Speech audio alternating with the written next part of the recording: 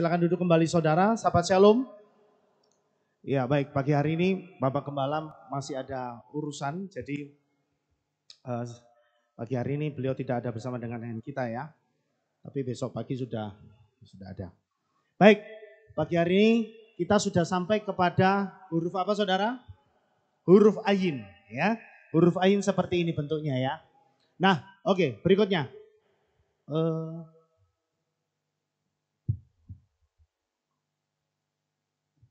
Oke. Baik, saudara, huruf ayin adalah huruf ke-16 dari alfabet. Huruf keberapa? Huruf ke-16. Memiliki nilai numeriknya 70 atau nilai angka gematrianya 70. Urutan hurufnya ke-16 tapi angka gematrianya berapa? 70. Piktograf untuk ayin itu terlihat seperti sebuah mata. Nah, saudara, bentuknya kan seperti huruf Y ya. Nah, ujung-ujung di kedua titik itu yang seperti huruf Y, ujung tanduknya itu seperti mata, dikatakan begitu. Seperti mata. Nah, sedangkan aksara Kitab Asyurit itu dibuat dari sebuah yod. Nah, di mana huruf yodnya di sebelah kanan saudara. Kalau saudara lihat huruf ayin, ya yang begini tuh huruf yodnya katanya begitu. Menurut mereka seperti itu. Ya, itu huruf yod. Dan menyematkan huruf sayin. Jadi gabungan dari huruf yod dan huruf sayin. Begitu. Kemudian dari piktografnya, nah ini huruf ayin seperti memiliki dua mata yang bermakna melihat. Saudara perhatikan ya, ada dua mata yang punya makna yaitu untuk melihat. Yang satu itu disebut dengan ayin tofa, yaitu mata yang baik. Dan yang satu lagi itu disebut dengan ayin hara, yaitu mata yang jahat. Nah, saudara bisa lihat gambarnya. Saudara lihat ya, sebelah kanan itu menggambarkan mata yang baik dan sisi yang satunya mata yang jahat. Ayin tofa dan ayin hara. Nah, ini huruf ayin ya. Oke, next. Oke, sekarang kita lihat poin yang pertama. Arti dari ayin. Kata ayin, ya, ayin itu terdiri dari 3 huruf, saudara. Ayin, nun, ayin, yod, dan nun. Hurufnya. Kata ayin itu berarti mata. Kata ayin juga berarti melihat. Dan arti yang lebih luas lagi yaitu memahami atau taat. Jadi arti kata ayin itu memang mata. Arti kata ayin juga melihat. Tapi lebih dalam lagi artinya atau lebih luas lagi artinya yaitu memahami atau taat. Memahami ya. Makanya orang kalau bisa memahami karena biasanya dia bisa karena dari melihat, dia baru paham. Oh gitu. Itu maksudnya. Saudara bisa lihat ayatnya di Yeremia 5 ayat 21, Yesaya 6 ayat 10, Matius 13 ayat 15 ya. Oke, menurut Midrash Yehudi, ayin adalah mata Tuhan yang memancarkan cahaya yang jauh lebih besar daripada cahaya yang memancar dari matahari dan bintang-bintang. Maksudnya apa saudara? Ayin itu adalah mata Tuhan yang mampu memberikan terang. Itu lebih dari matahari, maksudnya adalah yang mampu memberikan terang itu sampai kedalaman hati kita. Itu. Ya, jadi ayin itu mewakili mata Elohim sendiri, mata Bapa Yahweh sendiri untuk menerangi kedalaman hati kita. Sebab itu dikatakan di hadapan Bapa Yahweh tidak ada satupun hal yang tersembunyi. Karena semuanya terang saudara di hadapan Tuhan itu. Di hadapan Bapa Yahweh tidak ada yang dapat saudara sembunyikan. Nah itu ayin, mata Tuhan. Terus cahaya Tuhan itu dapat ditangkap meskipun tersembunyi di dalam tulisan-tulisan Torah. Yaitu melewati mata rohani. Nah artinya apa? Artinya kebenaran Tuhan itu sebagai cahaya Tuhan yang dapat dilihat oleh mata rohani yang terbuka. Melalui Ruach HaKodes tentu ya, melalui tuntunan Ruach HaKodes. Jadi maksudnya apa saudara?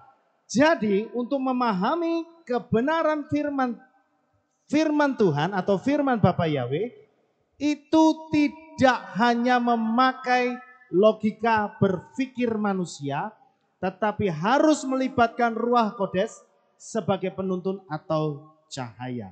Jadi maksudnya saudara, ayin ini mengajarkan bahwa di dalam Torah itu banyak misteri-misteri kebenaran firman Tuhan yang tidak dapat diselami oleh akal manusia. Itulah sebabnya banyak orang atau banyak pendeta ketika mereka memahami sebuah kebenaran firman Tuhan lewat akalnya sendiri, maka yang dia sampaikan bisa menjadi sebuah kesesatan. Memahami firman Tuhan, ya, memahami firman Tuhan itu harus mengikuti polanya firman Tuhan. Pikiran kita yang harus ngikut firman Tuhan, bukan firman Tuhan ngikutin pikiran kita. Itu ada istilahnya. Ya, istilahnya ketika orang-orang yang menafsirkan firman Tuhan menurut pola pikirnya sendiri, itu disebut dengan esaigesi. Tetapi ketika kita belajar firman Tuhan dan pikiran kita yang kita ikutkan ke dalam pola firman Tuhan, itu yang disebut dengan eksegesi. Nah yang benar itu yang mana? Yang eksegesi. Jadi kita ngikut pola pikirnya firman Tuhan. Paham saudara? Ya. Jadi ayin itu mengajarkan kita supaya pikiran kita itu ngikut firman Tuhan. Bukan firman Tuhan dipaksakan ya ngikutin pikiran kita. Makanya kalau firman Tuhan yang dipaksakan untuk masuk dalam dipaksakan untuk ngikutin pola pikir kita, jadinya adalah manusia itu suka mentafsir-tafsir. Firman Tuhan itu bukan untuk ditafsir. Tapi firman Tuhan itu perlu untuk dimengerti. Amin. Nah ini ayin. Ya, ayin itu memberikan pelajaran bahwa kalau kita belajar firman Tuhan, kalau kita mau belajar tentang kebenaran firman Tuhan, pikiran kita yang harus ngikut apa kata firman Tuhan. Nah, tapi banyak pendeta-pendeta di luar sana itu yang memaksakan firman Tuhan untuk mengikuti pola pikirnya dia. Jadinya apa saudara? Yang paling gampang dikasih tahu tentang nama Yahweh. Ya kan? Karena dipaksakan firman Tuhannya sudah ngomong. Ya kan? Firman Tuhannya sendiri sudah ngomong bahwa namanya minta disebut. Kan jelas ya? Di dalam kitab Yeremia saudara bisa lihat. Tetapi karena pendeta-pendeta ini kebiasaan memaksakan firman Tuhan harus ngikut pikirannya dia. Makanya dia cari alasan. Oh enggak apa-apa, kita di Indonesia kan enggak perlu kayak orang-orang Israel. Oh itu kan hanya sebuah nama. Jadinya begitu saudara. Sampai di sini saudara paham? Itu ya. Jadi ayin itu memberikan pelajaran bahwa pikiran kita itu harus kita ikutkan ke dalam pola pikirnya Tuhan. bukan Tuhan yang harus mengikuti kita gitu. Ya. Nah, seperti itu. Terus filosofi Ayin. Ayin itu digambarkan memiliki dua mata yang terhubung ke saraf optik umum yang mengarah ke otak. Kedua mata tersebut mewakili pilihan atau tindakan kehendak, ya, atau keinginan hati. Ya, kita dapat memilih apakah kita akan menggunakan mata yang baik atau kita menggunakan mata yang jahat. Kita dapat memilih untuk melihat sebuah gelas dengan pandangan setengah penuh. Kita juga bisa melihat suatu gelas dengan pandangan setengah kosong. Jadi maksudnya apa saudara? Ketika saudara itu melihat sesuatu, ya, itu akan diberikan dua pilihan selalu di dalam diri saudara. Apakah saudara akan memandangnya dari segi yang positif, atau saudara akan memandangnya dari segi yang negatif. Itulah keberadaan manusia. Ya. Jadi seperti dua mata yang kita miliki. Artinya apa? Seperti dua keinginan atau karakter yang kita miliki di dalam diri kita. Ketika kita melihat sesuatu, apakah kita suka melihatnya dari segi yang positif atau dari segi yang negatif. Ya. Kalau saudara membiasakan untuk melihat sesuatu dari segi yang negatif, maka yang akan menimpa saudara itu adalah sesuatu yang negatif. Itu pasti sudah. Ya. Nah, tergantung dari kita gitu. Ayin itu ngajarin setiap masalah yang kita hadapi itu kita mau lihat, kita mau ambil hikmahnya yang positif atau yang negatif. Ya. Kita mau melihat gelas setengah penuh atau setengah kosong. Ya. Filosofinya begitu. Terus di dalam alfabet Ibrani itu hanya ada dua huruf yang punya bunyi vokal, yaitu huruf alef dan ayin. Betul ya? Alef, bet itu sudah konsonan. Hanya alef yang maksudnya huruf hidup. A, begitu ya. Kalau kalau di dalam bahasa Indonesia atau bahasa Latin kan ada 5 huruf hidup. A, I, U, E, O. Tapi kalau di dalam bahasa Ibrani itu cuma ada 2. Ayin dan alef. Alef dan ayin. Nah, mereka menyebutnya sebagai silent letter. Huruf diam. Huruf diam. Dikatakan bahwa ayin yang artinya melihat, tetapi dia disebut sebagai silent letter. Artinya huruf diam. Jadi kalau dikonotasikan begini. Ayin itu melihat tetapi dia tidak berbicara. Jadi saudara, huruf ayin itu mewakili sikap kerendahan hati. Loh, kembali lagi. Diingatkan lagi saudara. Tentang apa? Kerendahan hati. Kerendahan hati itu bahasa Ibraninya adalah anava. Apa saudara? Anava. Kata anava itu dimulai dengan huruf ayin. Ya. Ayin, nun, ya kan? Itu hurufnya apa ya? Ayin, nun, waw, he. Ya, anava. Dimulai dengan huruf ayin dan digunakan dalam kata avoda. Ya, avoda itu artinya pelayanan. Dan kata ol yaitu kuk beban. Ya. Nah, ini semua berbicara tentang sebuah kerendahan hati, sikap merendahkan hati. Seperti sapi ya kalau dikasih kuk, dia tidak akan bisa jalan menurut kemauannya sendiri. Betul ya? Dia harus ngikut tuannya. Itu kalau dipasangi kuk begitu. Nah, sama. Ketika kita itu di dalam melayani Tuhan, itu sama seperti kita itu diberikan kuk.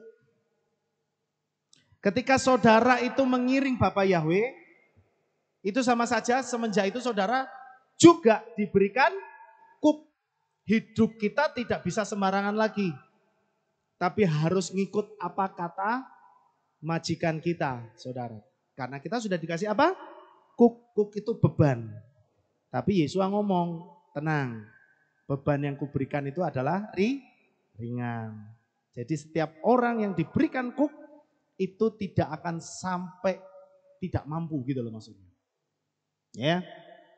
Nah, kata ayin itu dipakai untuk kata avoda, all juga. Itu bicara tentang kerendahan hati di dalam mengikut Bapa Yahweh. Ya, terus saudara bisa lihat di dalam kitab Bilangan 15 ayat 39, ya.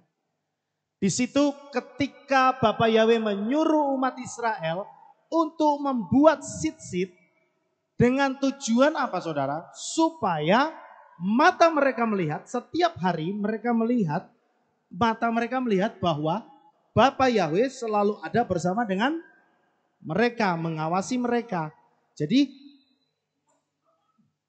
sit-sit ini kan ada gulungan-gulungannya ini saudara. Nah setiap gulungan-gulungan itu tidak sembarangan digulung. Ingat, setiap ikatan itu ada angkanya. Dan angkanya itu membentuk nama kudus Bapa Yahweh. Tujuannya apa? Supaya orang Israel itu selalu ingat gitu. Ya, selalu ingat bahwa Bapa Yahweh itu selalu ada bersama dengan mereka. Jadi tujuannya apa? Supaya mereka enggak berlaku sembarangan. Nah, itulah sebabnya kenapa Bapak Gembala mewajibkan kita semua yang ada di sini yang melayani Tuhan di atas mimbar, pakailah sit-sit supaya apa? Supaya setiap orang itu selalu ingat gitu. Wih, aku nih bawa nama kudus Bapa Yahweh loh. Jadi tidak boleh sembarangan. Itu maksudnya. Ya. Nah, supaya mereka tidak berlaku sesuai keinginan hati mereka sendiri. Supaya mata mereka tidak jadi jahat. Ya. Dan punya dorongan yang jahat, yaitu yetser hara. Supaya mata mereka itu tidak jahat dan tidak punya keinginan jahat. Ya sama kalau coba deh kalau saudara kemanapun saudara berada, saudara mengimani dan saudara mempercayai bahwa Roh Kudus itu selalu ada bersama dengan kita. Amin. Saudara mau melakukan sesuatu yang jahat, mesti mikir. Benar ya? Mesti mikir. Gitu.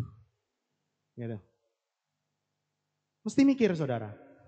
Ketika saudara di jalan, saudara mau apa nih? Mau, contohnya apa ya? Ketika umpama nih saudara di jalan ketemu perempuan cantik nih, kalau saya sebagai laki-laki. Ketemu perempuan cantik. Yang kulitnya putih, bodinya seksi. Kalau saya lihat berdosa nggak? Hah? Kalau cuma lihat kok enggak berdosa saudara. Iya. Karena itu ciptaannya Bapa Yahweh. Iya toh? Yang enggak boleh setelah saudara-saudara lihat, saudara simpan di dalam pikiran dan hati. Dan saudara bawa pulang. Dan saudara mikir, aduh tadi ketemu di toko ketemu di pasar ya. Wah, sesok coba tak ke pasar mana lah. Sopo ngerti ketemu. Saudara pikirkan itu di dalam hati dan saudara usahakan untuk bisa terwujud. Nah itu yang menjadi dosa. Itu mata jahat gitu loh saudara. Itu mata jahat. Ya. Itulah sebabnya kita itu perlu minta supaya Tuhan itu tidak hanya melindungi, tetapi memberikan pengawasan. Supaya kita selalu ingat gitu loh saudara. Dimanapun kita berada, ingat firman Tuhan bilang dosa itu selalu ngintip di depan pintu. Artinya apa? Dosa itu akan selalu ngejar kita. Dia akan selalu berusaha menarik kita dimanapun kita berada.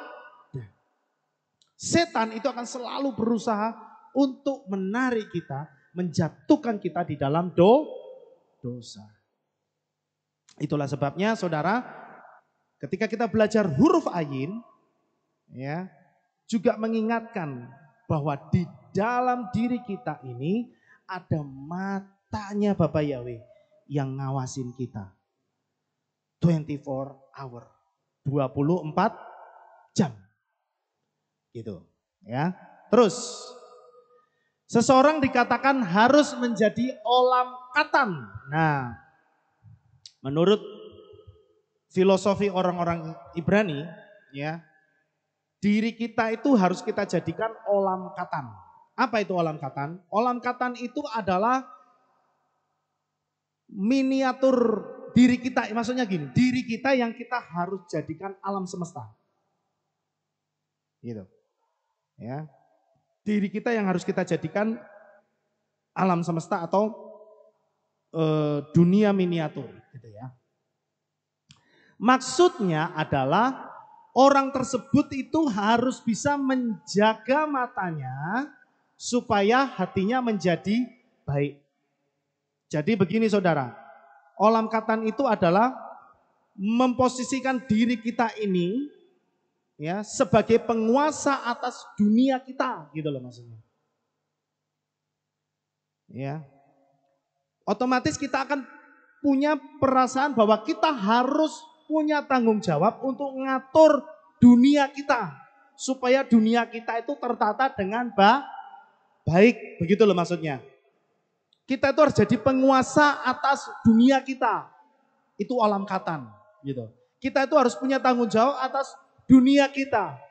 Dunia kita itu berbicara tentang apa? Ya tentang kesehatan tubuh kita, berbicara tentang kesehatan pikiran kita, kesehatan hati kita. Gitu. Itu olam katan. Ya. Nah, dikatakan kita bisa menjaga diri kita bisa menjaga tubuh kita bisa menjaga dunia kita ini itu dari mata, saudara. Dari apa? Mata. Kalau saudara melihat yang jelek-jelek terus, saudara melihat yang negatif terus, maka saudara akan membuat tubuh saudara itu juga jadi jelek. Ya. Makanya sekali lagi saya katakan, kenapa Bapak Gembala ngomong gak usah nonton berita COVID? Sebab kalau saudara nonton terus, mata saudara melihat terus, maka itu akan masuk ke dalam hati saudara dan hati saudara akan menjadi lemah. Tiap hari melihat orang mati. Terus lama-lama saudara akan mikir, kapan giliranku mati? Loh. Benar gak ini? Terlintas gak itu pikiran kayak gitu? Iya kan? Wih, tonggoku harus mati. Singkono mati. Sana mati. Denger, lihat. Akhirnya apa? Wah, aku kira-kira masih bisa bertahan gak ya? Begitu. Jadi ayo saudara, pergunakan mata kita untuk melihat hal-hal yang baik. Pergunakan mata kita untuk melihat hal-hal yang membangun. Karena dengan demikian, maka saudara akan membuat diri saudara sendiri akan diberkati. Amin. Nah itu saudara, di dalam, jadi maksudnya adalah orang tersebut harus bisa menjaga matanya supaya hatinya jadi baik. Bila di dalam hati orang itu baik, maka karakter yang keluar juga baik. Dan itu dimulai dari mata yang turun ke hati. Kan ada istilahnya toh. Dari sawah turun ke kali. Dari mata turun ke hati. Ya kan? Dulu Koh Gun bisa sampai terkindil-kindil dengan Cik Wakti karena matanya melihat Cik Wati. Betul ya? Betul enggak Koh Gun? Betul ya? Karena melihat Cik Wati gitu. Jadi, wah karena ngelihat, wah kok cantik ya toh. Kok bagus, kok baik gitu kan. Makanya jatuh hati artinya makanya itu saudara. Makanya ada istilah jatuh hati. Karena dari mata jatuh ke hati. Nah lanjut. Nah Yesua itu juga ngomong dalam Matius 6 ayat 22 sampai 23. Mata adalah pelita tubuh. Karena itu jika matamu itu baik, maka seluruh tubuhmu akan menjadi terang. Tetapi jika matamu itu jahat, maka seluruh tubuhmu akan menjadi gelap. Jadi jika terang yang ada di dalam dirimu menjadi gelap, alangkah pekatnya kegelapan itu. Nah ini bicara tentang aura yang sudah pernah disampaikan oleh Bapak Gembala. Dari mata saudara. Kalau saudara nonton yang jelek-jelek terus, itu akan membuat aura diri kita itu juga jadi gelap. Kalau saudara isinya cuma nonton orang bertengkar terus tiap hari, nanti lihat aura diri saudara juga jadi gelap.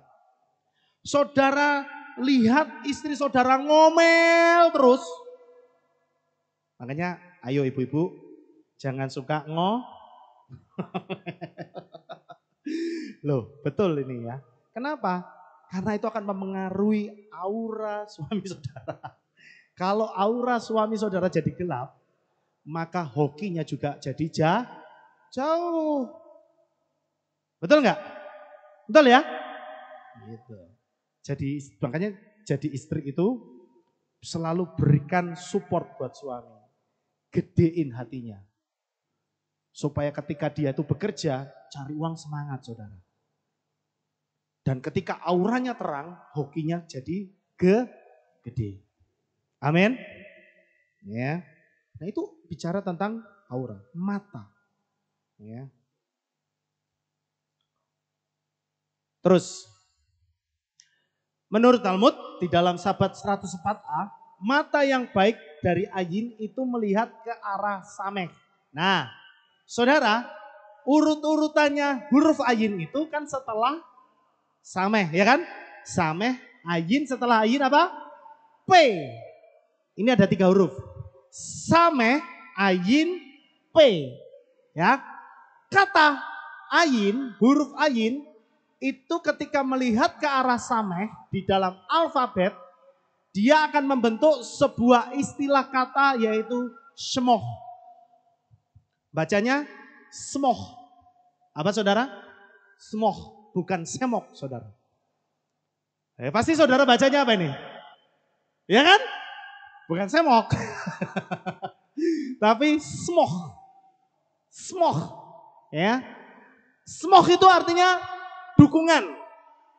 Smoh itu dukungan. Terus ada kata aniyim. Ya.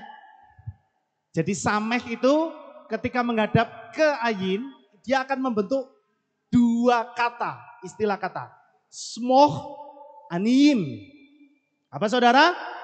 Smoh aniyim. Artinya smoh itu dukungan, aniyim itu orang miskin. Mendukung orang miskin. Jadi ketika Sameh yang menghadap kepada huruf Ayin, dia akan membentuk kata smoh aniyim. Artinya itu mata yang baik. Orang yang memiliki hati yang suka memberi. Orang yang punya rasa belas kasihan kepada orang yang berkekurangan. Itu maksudnya. Ya, ketika Sameh itu menghadap atau disejajarkan dengan huruf ayin disejajarkan dengan huruf samek, maka dia akan menjadi mata yang baik, yaitu mata yang suka memberi kepada orang yang kekurangan. Artinya punya hati yang suka memberi. Ingat, kita bicara tentang dua mata ya. Tetapi ketika huruf ayin itu menghadap kepada huruf P, maka dia akan menjadi ayin hara atau mata yang jahat. Ya, artinya apa? P itu huruf P, besok Sabtu Sabat berikutnya kita akan belajar huruf P ya. Huruf P itu bentuknya seperti mulut. Ya, coba saudara lihat, betul ya?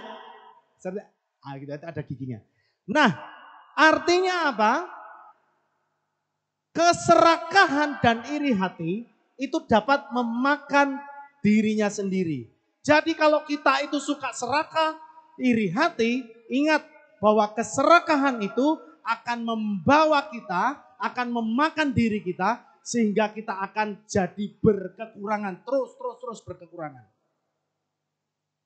Jadi orang yang suka iri hati, orang yang serakah, maka hidupnya pasti tidak akan diberkati. Tapi yang ada berkekurangan. Kenapa? Karena sama saja dia sedang memakan dirinya sendiri. Gitu. Sampai di sini saudara paham? Dua mata ya. Ayin itu dua mata. Mata jahat dan mata yang baik. Oleh sebab itu ayo saudara, gunakan mata kita sebagai mata yang baik. Supaya apa? Hidup kita itu diberkati. Amin. Supaya hidup apa yang kita kerjakan itu menjadi berhasil. Amin.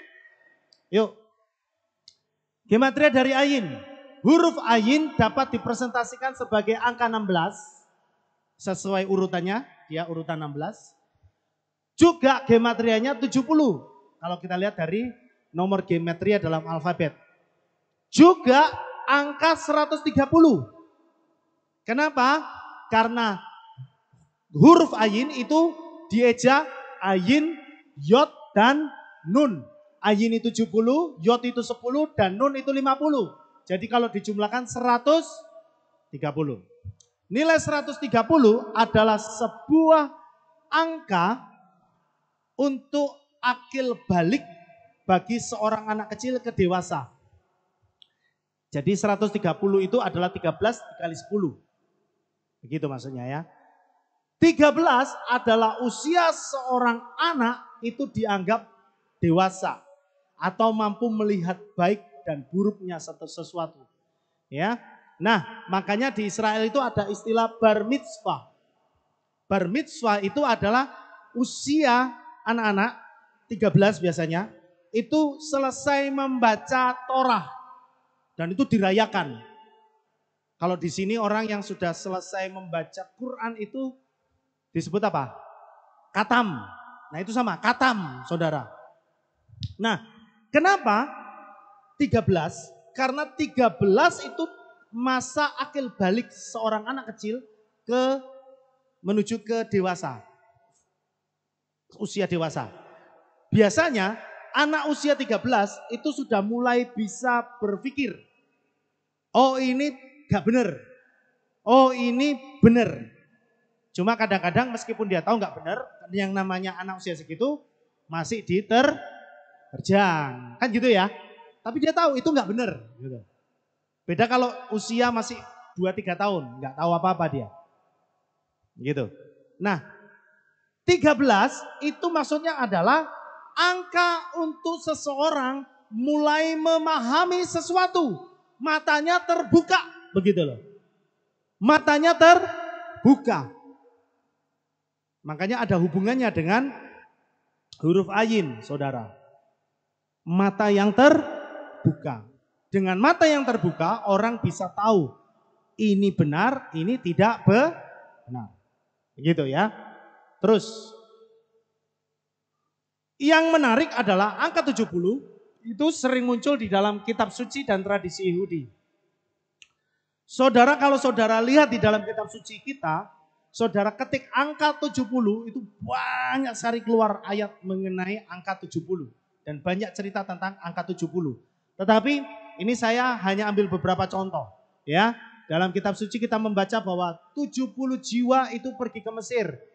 Itu pada zamannya Yakub ketika mengungsi ke Mesir. Ya, saudara bisa baca dalam Kejadian 46 ayat 27. Kemudian angka 70 juga berbicara mengenai tua-tua Israel ketika melihat Elohim Israel di Gunung Sinai. Kemudian 70 tahun itu juga masa ketika bangsa Israel itu diasingkan di Babylon. 70 tahun. Kemudian dalam tradisi Yahudi ada 70 anggota Sanhedrin. Ada 70 malaikat yang diutus untuk mengacaukan bahasa manusia pada saat peristiwa Menara Babel. Saudara bisa lihat di dalam kitab Yasar. Itu pasal 9 ayat 32. Jadi ketika orang-orang yang membangun Menara Babel itu sudah mulai hampir jadi, Tuhan kirim 70 malaikat untuk mengacaukan bahasa manusia. Nah, jadi menurut tradisi Yahudi juga, bahwa bahasa manusia setelah dikacaukan itu ada 70 bahasa, saudara. Yang kemudian menyebar. Ya. Tapi pertama ada 70 bahasa. Kemudian angka 70 adalah angka keramat. Karena 70 itu sama dengan 7 dan 10. 7 itu adalah angka sempurna. 10 itu adalah angka yang komplit. Jadi bila digabungkan akan bermakna perintah roh yang mutlak. Roh siapa? Rohnya Bapa Yahweh. Jadi kalau kita bicara angka 70 itu berarti itu adalah perintahnya Bapa Yahweh yang mutlak. Terus kemudian angka 16. Kan urutan Ajin itu 16 ya. Angka 16 itu mewakili cinta. Jadi menurut orang-orang, angka angka gematria dari 16 ya, itu mewakili cinta. Ahava. Saudara tahu kata ahava ya? Nah, ahava itu artinya cinta. Jadi bila kita menyimpulkan dari semua angka yang terkandung dalam huruf Ayin 16, 70, 13 tadi adalah disimpulkan begini. Perintah Elohim yang mutlak yang membuka mata roh kita sehingga kita bisa mengasihi Tuhan dan sesama. Makanya Yesus ngomong, iya toh? Perintah yang terutama, kasihlah Yahweh Elohimmu dan sesama. Gitu. Karena ini adalah perintahnya Bapa Yahweh yang mutlak. Terus Ayin sebagai mata Tuhan. Dalam kitab suci, ilham Roh Kudus yang mendalam dalam hidup kita itu bisa disebut sebagai mata Tuhan.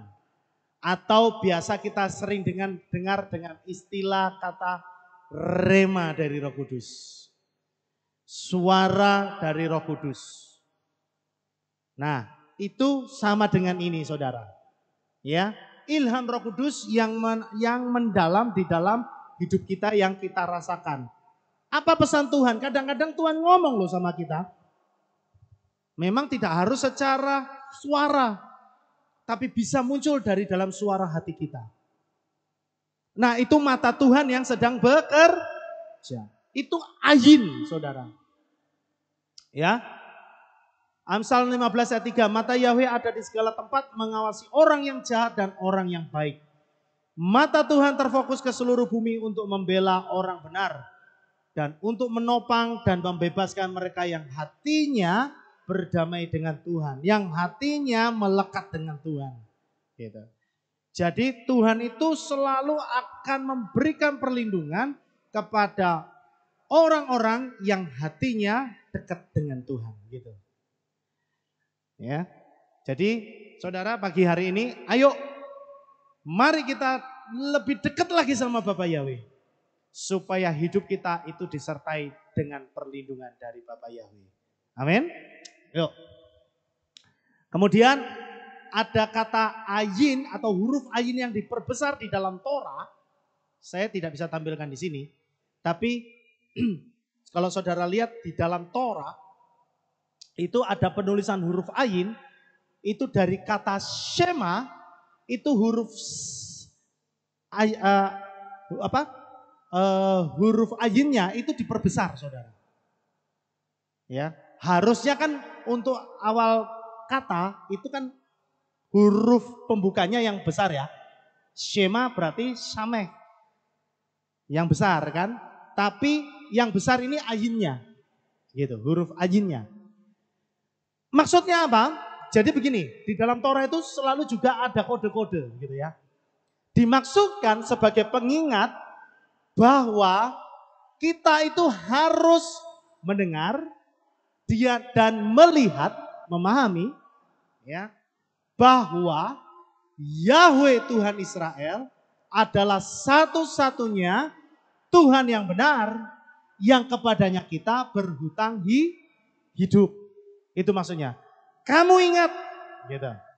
Matamu harus melihat, kamu harus memahami bahwa Yahweh Tuhanmu adalah satu-satunya juru selamatmu yang kepadanya kamu harus beribadah, yang kepadanya kamu harus menyerahkan hidupmu karena kamu berhutang hidup. Kita itu berhutang hidup.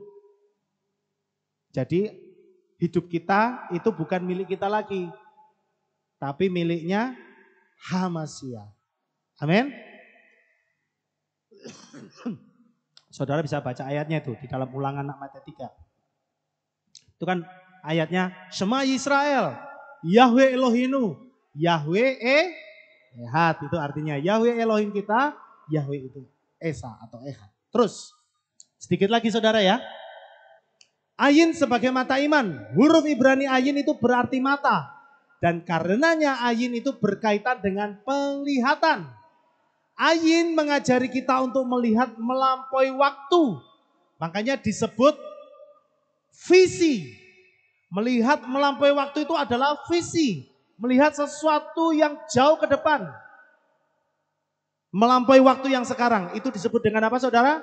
Visi. Jadi ayin itu juga berbicara mengenai visi. Sesuatu yang dilihat tidak hanya apa yang terjadi di depan kita, tetapi untuk membayangkan apa yang akan terjadi di 2, 3, 4 langkah ke depan, bahkan jauh lebih dari itu. Oleh sebab itu, kita itu setiap anak-anak Bapak Yahweh harus punya visi jauh ke depan. Terus, ayin itu termasuk dalam sejumlah besar kata yang terkait dengan waktu. Saudara bisa lihat kata et, kata sya'ah, ya, et itu waktu, sya'ah itu jam, atid itu masa depan, afar itu masa lalu, rega itu momen, ot itu sampai, at itu keabadian. Semua dimulai dari kata ayin, saudara. Ya, jadi ayin itu kaitannya dengan waktu. Dia besar kaitannya dengan waktu. Sekali lagi ini bicara tentang visi. Terus. Nah, sebagai contoh gini. Mengapa sekarang ini mulai banyak orang yang sadar akan penghijauan? Sehingga ada gerakan menanam 1.000.000 pohon. Padahal membesarkan pohon itu perlu waktu puluhan tahun. Artinya apa? Kita generasi sekarang tidak akan menikmati hasil pohon tersebut.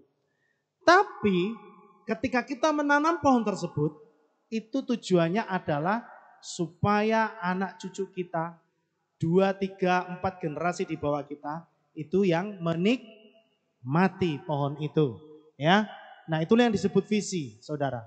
Itu mengajarkan kita untuk memahami sebab dan akibat di dalam hidup kita. Bagaimana tindakan masa kini itu mengarah pada hasil di masa depan. Dan bagaimana berpikir untuk masa depan. Itulah yang disebut dengan konsep tabur tuai. Ayin mengajarkan kepada kita untuk kita supaya lebih bijaksana. Mengatur langkah kita ke depan. Supaya masa depan kita itu jadi lebih baik.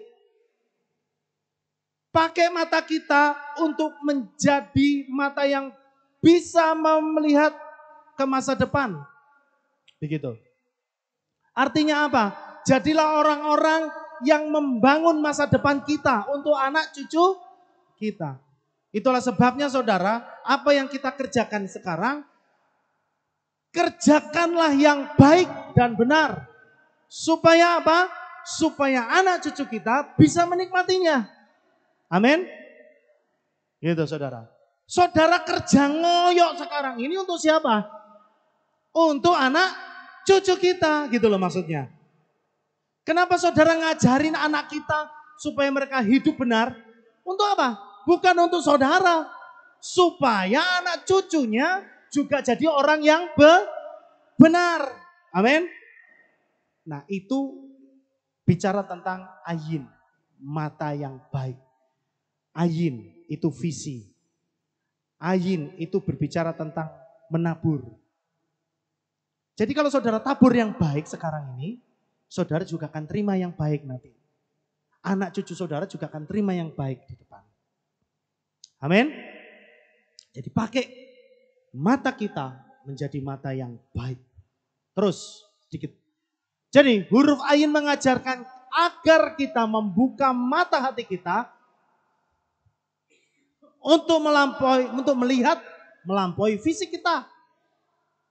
Huruf ayin juga mengajarkan supaya kita melihat kebenaran firman Yahweh melalui mata hati yang terbuka sehingga hati kita dibentuk untuk memiliki cinta kepada Tuhan dan sesama. Ya. Nah, sebagai ayat yang terakhir, saudara baca di dalam Mazmur 90:12 dikatakan demikian. Maka beritahukanlah kepada kami agar menghitung hari-hari kami supaya kami dapat membawa hati yang bijaksana. Mari saudara, pakai mata kita, ya, pergunakan mata kita untuk melihat masa depan yang baik supaya kita tahu ketika masa depan kita itu jadi baik, sekarang ini kita tabur yang baik. Kita akan menjalani hari-hari kita dengan bijaksana. Amin buat firman Tuhan. Bapak Yahweh memberkati kita sekalian. Mari sama-sama kita berdoa. Terima kasih Bapak Yahweh pada pagi hari ini Tuhan, di Sabat yang indah ini Bapak. Kami sudah mendengarkan renungan firman-Mu. Tuhan, Engkau pakai kami supaya kami menjadi orang yang memiliki hati yang bijaksana. Mata yang baik Bapak. Karena kami percaya Tuhan, ketika mata kami baik Tuhan, Engkau menerangi seluruh hidup kami dan hidup kami penuh dengan berkat-berkat dari Bapak Yahweh. Terima kasih Bapak Yahweh memberkati kami sekalian Bapak yang ada di tempat ini. Dan kami juga berdoa untuk Bapak Gembala yang ada di luar kota. Tuhan memberkati, melindungi Bapak Gembala kami.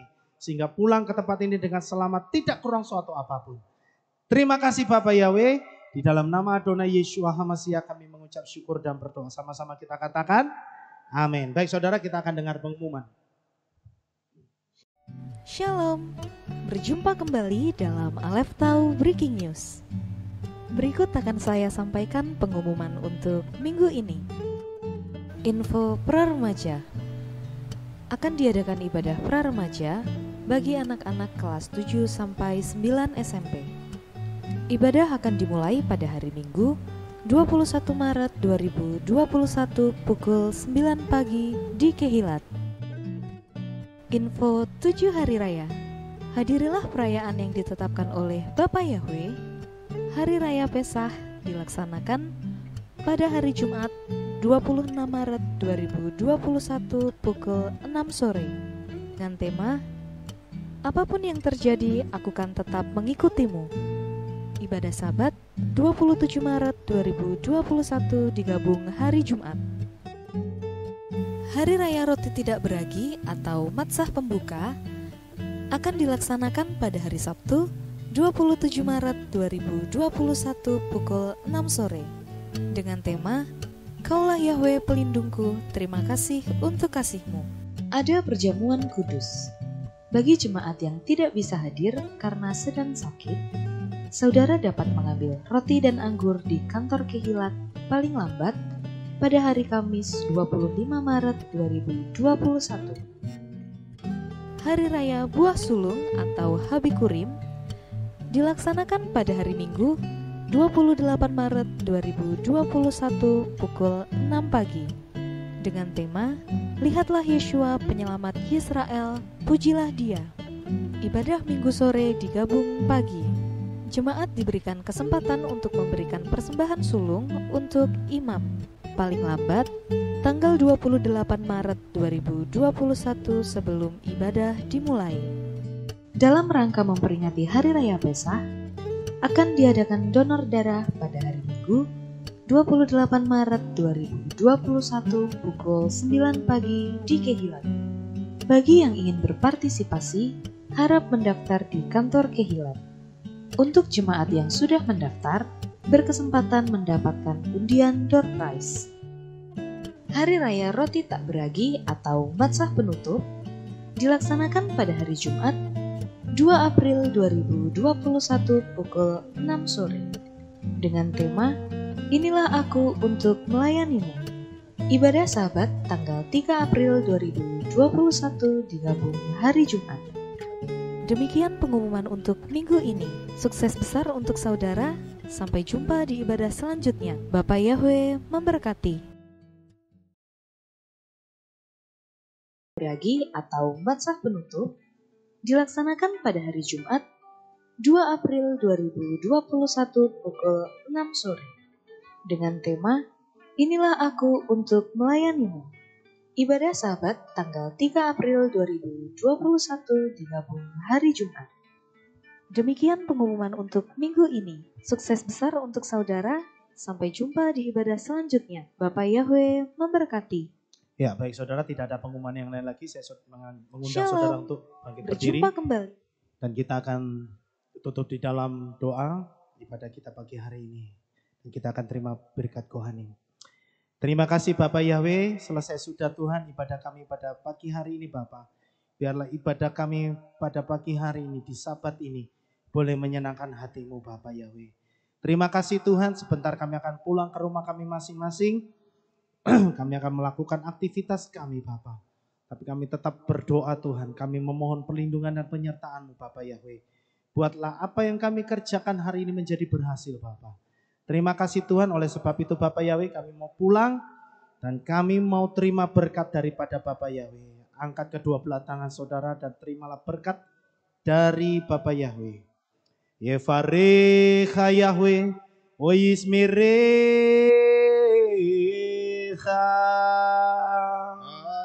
Amin.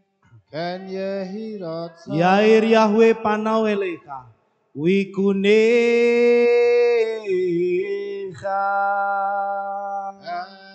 Amin. Ken Yehirat Yisa Yahweh panau elecha, wa yeshem lecha shalom.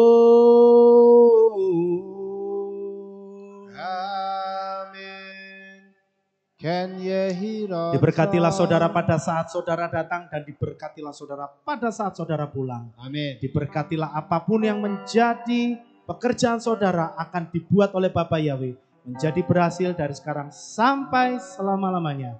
Dalam nama Adonai Yeshua HaMashiach kami mengucap syukur dan berdoa, sama-sama kita katakan amin.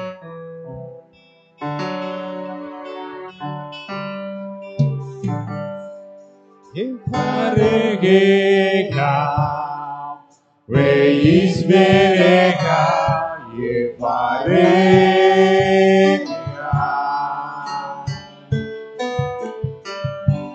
Yair Yahweh, Panawelecha, Vikunecha.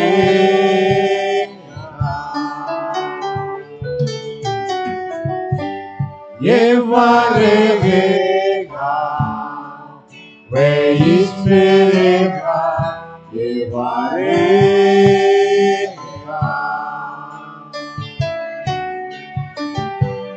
Yisrael,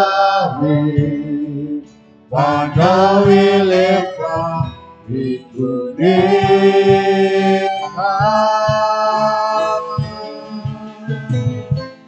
We assemblea, Shalom. selalu.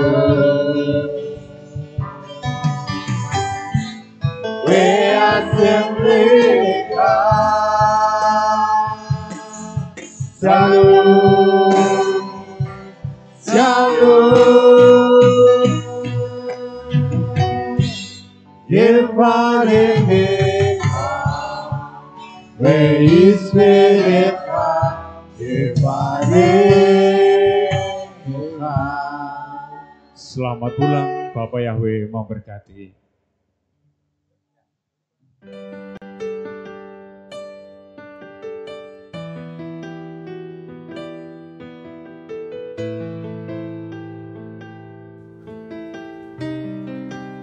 Segala pujian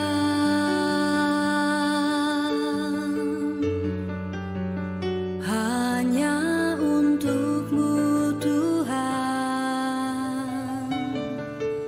segala kehormatan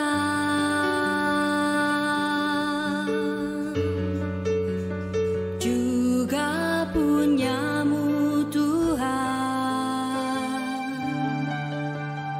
Dari puncak tertinggi